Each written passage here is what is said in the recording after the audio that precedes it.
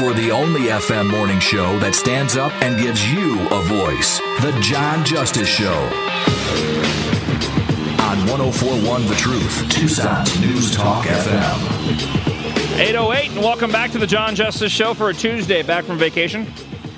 Like I said, I was back on Friday, but I never actually officially made it down to the radio station. Thanks again to everybody who came out, or got involved, I should say, whether you donated online, whether you stopped by at Naughton's, along with, that's what we were broadcasting live on Friday. Desert Diamond Casino, also another one of our sponsors for Honor Flight.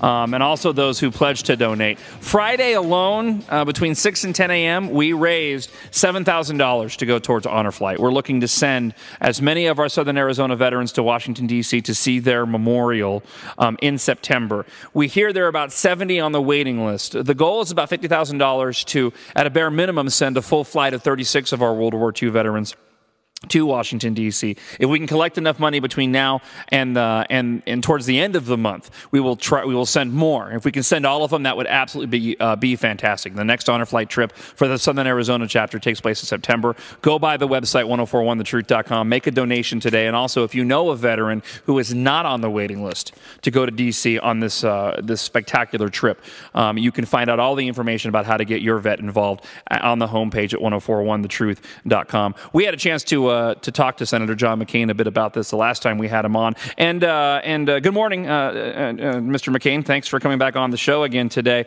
And we were really excited on Friday. We raised $7,000 for Honor Flight on our official kickoff. So we're well on our way now. Well, thank you, John, for doing it. Thank you for honoring our World War II veterans. I will continue to give. Every time I'm on your show, I'll give some more money. So there's nothing more appropriate, and I want to assure you I will probably be there in September because it will be back in session. I will greet them.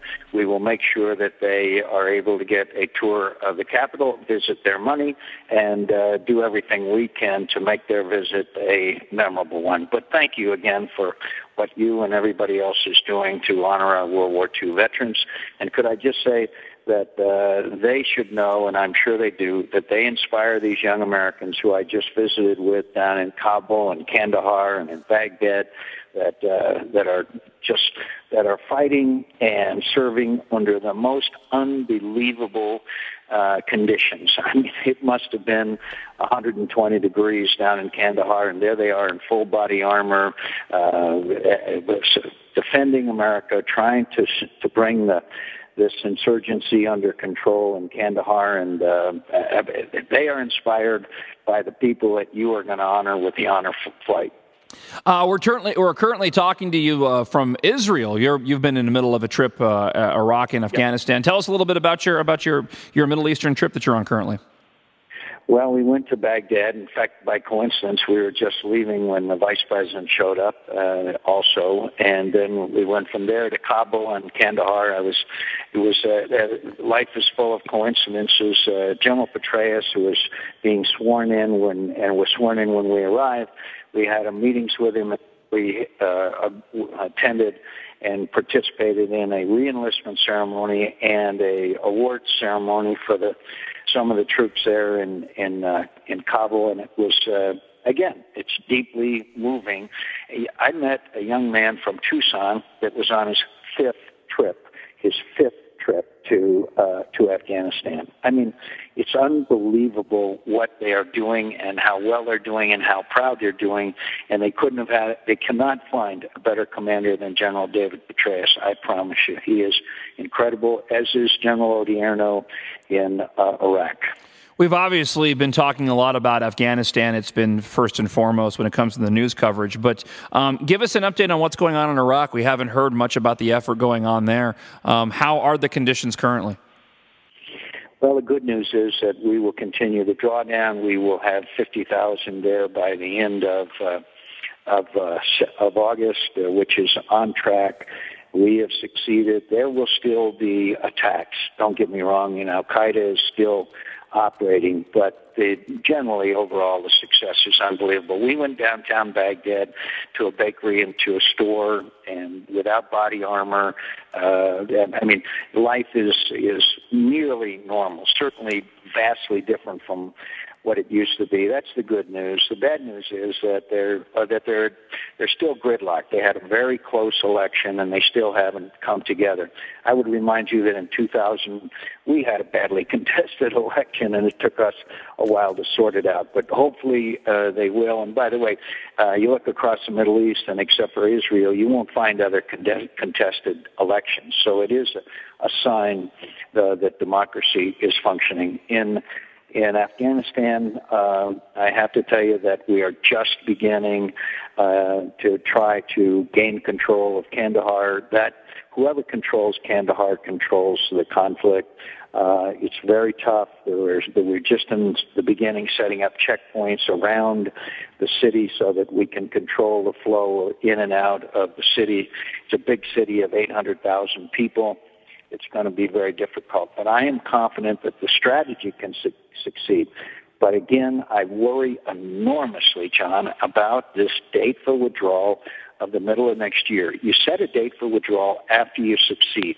And I can tell you it's penetrated all the way down to a police chief's level that we met at a checkpoint outside of Kandahar that said, yeah, the Taliban are telling us the Americans are leaving.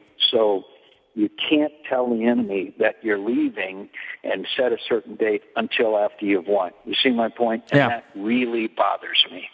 I'd like to mention one other thing, too, that I know has been the subject on your show and other shows, and that's this rules of engagement. Sometimes they've been too restrictive and have put needlessly the lives of our troops in danger. General Petraeus is tweaking that so that policy so that it doesn't happen. Obviously, we want to minimize any civilian casualties. After all, this is a conflict to win the hearts and minds. But at the same time, he's going to tweak this policy so that our troops are never put in needless danger. You see my point? Mm-hmm. You're visiting Israel at the moment. I know Benjamin Netanyahu will be meeting with President Obama today. What's your itinerary for your trip to Israel? Just getting an update on the situation, and what have you learned so far? We went to the visited with the Palestinian Prime Minister today, a guy named Fayyad, who is a very progressive guy. I think he is interested in the peace process. We also visited, with U.S. help, they're training a group of Palestinian soldiers, actually police, that they're being trained in Jordan, and they are bringing some legitimacy to law enforcement and bringing a lot of the insurgency under control. And we were impressed with that training camp, but the fact is that this area is a long way from settled, and clearly the Iranians continue to acquire nuclear weapons. Apparently they gave serious and very sophisticated radar. There are news reports that Scud missiles are in southern Lebanon. This is a very, very volatile situation here in Israel and with its neighbors. So we wanted to try to get a handle on that. The Iranians, despite the sanctions we passed, are still on the path to acquisition of nuclear weapons. That could be one of the most destabilizing things that's ever happened around here in a long time. Two things I want to touch upon real quick. One of them, but before we get it back to Arizona and what we've been dealing with immigration, I got a quick question for you. The one thing I wanted to ask you about, though, was this news this morning. I don't know if you heard NASA Administrator Charles Bolden talking to Al Jazeera about one of the things he was tasked with from Obama was improving relations with the Muslim world. Did you hear about this? No, I didn't. Yeah, apparently with an interview, this is what he had to say. With an interview with Al Jazeera, he said that Bolden said in the interview that strengthening ties with the Muslim world was among the top tasks Obama assigned him to. He said better interaction with the Muslim world would ultimately advance space travel. Why are we using the NASA administrator to talk to Al Jazeera about foreign relations with the Muslim world? Why do we talk to Al Jazeera about anything? About the price of eggs? Yeah. Really, with the huge decisions that are having to be made about space travel and Mars and Moon, and his top priority is improving relations with the Muslim world. Yeah. Well, your taxpayer dollars at work, my friend. I mean, you might as well laugh, otherwise you cry. I know. No, you're absolutely right. Before we let you go, Sure. Obama had his big immigration reform speech last week, and per my mentioning that you were going to be on again today, several people wanted me to obviously ask you about immigration, your thoughts on his speech, and again, talking about securing the border. If you're reelected, what are your plans for border security, and then also what to do with those illegals that are here in the country currently? Well, first of all, John, as you know, John, Kyle, and I have a 10-point plan. Mainly, it has to do with funding. Everybody knows that will secure the border. We have to secure the border. The fact is, I might mention, the president brought up the fact that, we had an immigration reform plan before, some years ago, and he voted, by the way, the torpedo. He didn't mention that, but anyway, because he and organized labor are unalterably opposed to a temporary legal worker program. That has to be part of any immigration reform. Look, what's happened in the last 3 years? What's happened since we proposed immigration reform? What has happened, which they have been oblivious to, is a dramatic increase in violence in Mexico, which has spilled over to our side. We must secure the borders first. The latest I saw about little children being transporting marijuana across the border, 21 people murdered 12 miles south of Nogales. That's why John Kyle are inviting the president to come to the border and see for himself. Why in the world does any state in a situation evolve that the federal government puts up signs warning our citizens in the United States of America that human smuggling and drug cartels are active there, and they have to watch out? That's not the security that we owe our citizens. If we get the border secure, obviously a temporary legal worker program has to be part of it. Ask anybody down in Yuma amongst our growers down there. And obviously then we have to address the issue of the people who are here illegally. No amnesty. Many of them need to be sent back. 17% of those who crossed the border last year, according to Sheriff Larry Deaver and Paul Babdo, had committed, 17% of them have committed serious crimes in the United States of America. It cannot continue. We have to secure the borders first. And part of any reform has got to be a legal temporary worker program that is truly temporary. And anybody who doesn't observe it as temporary and applies for a job someplace else, employers who employ people who are here illegally are prosecuted to the fullest extent of the law. I'm proud of our governor.